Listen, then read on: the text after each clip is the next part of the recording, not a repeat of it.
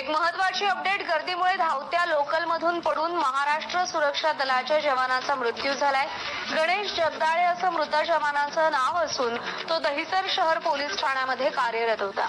शुक्रवारी सकाळी 8:30च्या सुमारास ड्युटी संपून दहिसर स्थानकातून नायगावला जाण्यासाठी त्यांनी लोकल पकडली. मात्र प्रचंड गर्दीमुळे ते दरवाजाजवळ उभे असताना मलाड गोरेगाव दरम्यान धक्काबुक्की झाली आणि ते रुळावर पडले. गंभीर दुखापतीमुळे त्यांना कांदिवलीच्या शताब्दी रुग्णालयात नेण्यात आलं. मात्र डॉक्टरांनी त्यांना मृत घोषित. नमस्कार मित्रांनो, जय हिंद. महाराष्ट्र सुरक्षा बलातील सर्व जवानांनी प्रवासादरम्यान काळजी घ्यावी. कर्तव्यावर हजर होत असताना व त्याचबरोबर कर्तव्यावरून वापस घरी जात असताना काळजीपूर्वक प्रवास करावा.